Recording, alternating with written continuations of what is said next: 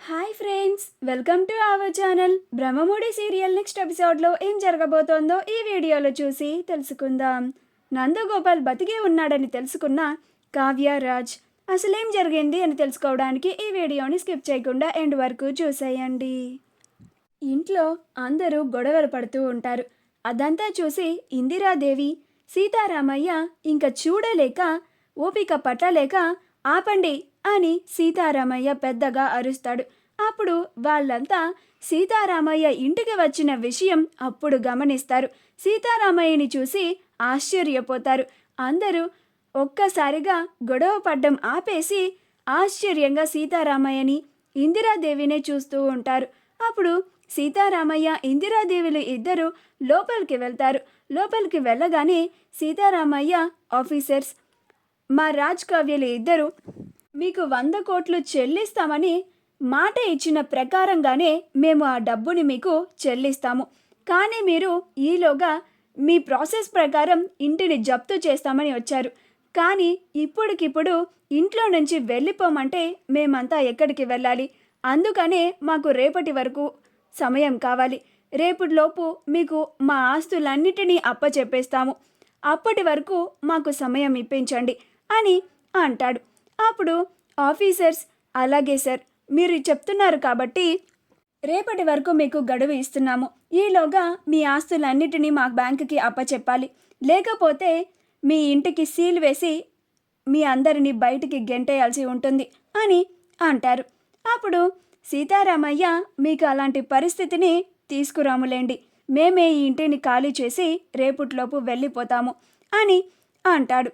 అప్పుడు ఆ bank officers అలాగే సార్ అని అక్కడి నుంచి వెళ్ళిపోతారు. అప్పుడు రుద్రాని, అదేంటి నాన్న, ఇప్పుడు నువ్వు మన ఆస్తులన్నిటినీ వాళ్ళకి అప్పచెప్పేస్తే మేమంతా రోడ్డున పడాలా అని అంటుంది. అప్పుడు సీతారామయ్య, ఇదంతా నేను కష్టపడి సంపాదించుకున్న ఆస్తి. నేను నా స్వతహాగా నా ఫ్రెండ్కి షూరిటీ పెట్టాను. అతను డబ్బులు ఇవ్వలేకపోయాడు. షూరిటీ పెట్టిన కారణంగా ఆ డబ్బుని కట్టాల్సిన బాధ్యత నా పైన ఉంది. నా ఆస్తిని నేను బ్యాంకు వాళ్ళకి అప్పచెప్పుకుంటున్నాను. మధ్యలో అడగడానికి ఇంక ఎవ్వరికీ హక్కు లేదు అని అంటాడు. అప్పుడు ధాన్యలక్ష్మి, మీరు చెప్పింది చాలా బాగుంది మావయ్య గారు. అంటే ఇప్పుడు మీరు ఇంట్లో వాళ్ళకన్నా బయట వాళ్ళ గురించే ఎక్కువ ఆలోచిస్తున్నారా? మీ కుటుంబం అంతా రోడ్డున పడిపోయినా మీకు పర్వాలేదా అని అంటుంది. అప్పుడు సీతారామయ్య, ఇందాక సుభాష్ చెప్పినట్లుగా అందరూ తలా ఒక పని చేసుకొని బతకాలి. మనం పుట్టుకతో ఏమీ కోటీశ్వరులం కాదు కదా. నేను కష్టపడి సంపాదించుకున్న ఉమ్మడి ఆస్తి ఇది. ఇప్పుడు పరిస్థితులు బాగోనప్పుడు ఆ ఆస్తి మనకి ఉపయోగపడుతుంది. ఇలా నేను చేయకపోతే నా పరువు పోతుంది. పరువు పోతే నలుగురిలో నేను కానీ నా కుటుంబం కానీ తలెత్తుకొని బ్రతకలేదు అని అంటాడు. అప్పుడు రుద్రాని, ఇలా ఇంట్లో నుంచి వెళ్ళిపోయి పేదవాళ్ళలాగా బతికితే అప్పుడు నీ పరువు పోదా నాన్న అని అంటుంది. ఇంతకాలం దుగ్గిరాల కుటుంబం అంటే కోటీశ్వరులు అని పేరు. ఇప్పుడు ఈ డబ్బునంతా వదిలేసి బ్యాంకు వాళ్ళకి అప్పచెప్పి పేదవాళ్ళలాగా రోడ్ల మీద చిన్న చిన్న పనులు చేసుకుంటూ బతకాలా అని అంటుంది. అప్పుడు ఇందిరాదేవి, బ్రతికి తీరాల్సిందే. ఇది నా భర్త కష్టపడి సంపాదించిన ఉమ్మడి ఆస్తి. ఇది దానం చేస్తారో లేక బ్యాంకు వాళ్ళకి అప్పచెప్పుకుంటారో అది ఆయన ఇష్టం. ఆయన మాటకి అందరూ కట్టుబడి ఉండాల్సిందే అని అంటుంది. అప్పుడు రుద్రాని, ధాన్యలక్ష్మి కోపం వచ్చి అక్కడి నుంచి వెళ్ళిపోతారు. ఆ తరువాత సీతారామయ్య, అమ్మ కావ్య, నేను నిన్ను నమ్మి నీకు ఈ కుటుంబ బాధ్యతని, ఆస్తులని నీకు అప్పగించాను. నువ్వు నా నమ్మకాన్ని వమ్ము చేయలేదమ్మా. ఎలాంటి పరిస్థితి వచ్చినా కానీ నా మాట నిలబెట్టడానికే నువ్వు చాలా ప్రయత్నించావు. నిన్ను చూస్తూ ఉంటే నాకు చాలా గర్వంగా ఉందమ్మా కావ్య అని అంటాడు. అప్పుడు కావ్య నవ్వుతూ ఉంటుంది. అప్పుడు ఇందిరాదేవి, సుభాష్, అపర్ణలు కూడా రాజ్ కావ్యల్ని ఇద్దరిని మెచ్చుకుంటూ ఉంటారు. ఆ తరువాత రాజ్ కావ్యలు ఇద్దరు వాళ్ళ గదిలో ఆస్తులకు సంబంధించినవి, కంపెనీలకు సంబంధించిన డాక్యుమెంట్స్ అన్నిటినీ వెరిఫై చేస్తూ ఉంటారు. అప్పుడు కావ్య తన బాధని తన భర్తతో చెప్పుకుంటూ ఉంటుంది. ఏంటండి ఇది? మనం కడుతున్న అప్పులో ఒక్క రూపాయి కూడా మనం మన సొంత ఖర్చుల కోసం ఉపయోగపెట్టుకోలేదు. కానీ ఎవరో చేసిన అప్పుకి మనం డబ్బులు కట్టాల్సిన పని వచ్చింది. అలానే మన ఆస్తిని మొత్తం వాళ్ళకి అప్పంచెప్పాల్సిన పరిస్థితి వచ్చింది అని అంటుంది. అప్పుడు రాజ్ మరి తాతయ్య గారి మాట పోకూడదు అంటే ఇలా చేయక తప్పదు కదా కళావతి అని అంటాడు. ఈలోగా కావ్యకి శృతి కాల్ చేస్తుంది. అప్పుడు కావ్య హలో శృతి అని అంటుంది. అప్పుడు శృతి ఈ టైంలో కాల్ చేసి డిస్టర్బ్ చేసినా మేడం అని అంటుంది. అప్పుడు కావ్య పర్లేదు చెప్పు శృతి అని అంటుంది.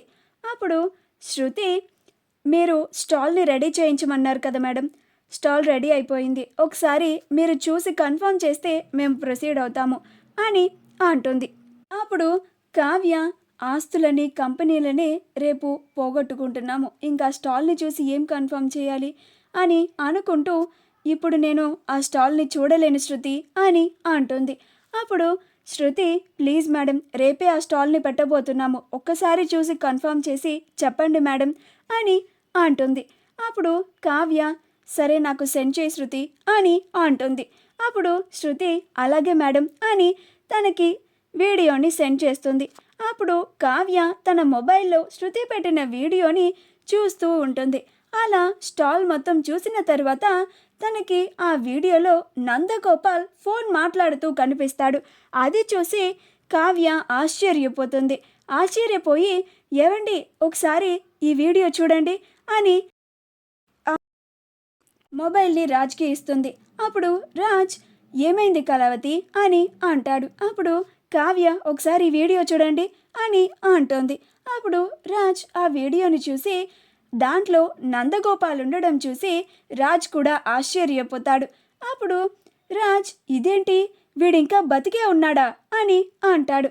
అప్పుడు కావ్య నాకు అదే ఆశ్చర్యంగా ఉందండి, ఆ రోజు మనం ఆ నందగోపాల్ని పట్టుకున్నప్పుడు ఎవరో ఒక అతను వచ్చి వాడిని కాల్ చేశారు కదా, అప్పుడు వాడు స్పాట్లో చనిపోయాడు కదా, మీ ఫ్రెండ్ ఇక్కడ మర్డర్ జరిగింది, మీరు ఇక్కడ ఉండడం మంచిది కాదు అని మనల్ని పంపించేశారు కదా, ఆ తర్వాత ఆ నందగోపాల్ని చంపిన వాడిని పట్టుకుంటానని కూడా చెప్పారు కదా, వీడు ఎలా బతుకున్నాడు అని అంటూ ఉంటుంది. అప్పుడు రాజ్ నాకు అదే అనుమానంగా ఉంది కళావతి, ఇదంతా ప్లాన్ ప్రకారమే జరుగుతుంది, ఎవరో కావాలని మన కుటుంబాన్ని రోడ్డు మీదకి లాగడానికి ఇదంతా ప్లాన్ చేస్తున్నట్లుగా ఉన్నారు అని అంటాడు. అప్పుడు కావ్య అవునండి అది ఎవరో మనం కనిపెట్టాలి అని అంటుంది. మా వీడియో కనుక మీకు నచ్చినట్లయితే లైక్ చేయండి, షేర్ చేయండి, మా ఛానల్ని సబ్స్క్రైబ్ చేసుకోండి, పక్కనే ఉన్న బెల్ ఐకాన్ని క్లిక్ చేయడం మాత్రం మర్చిపోకండి.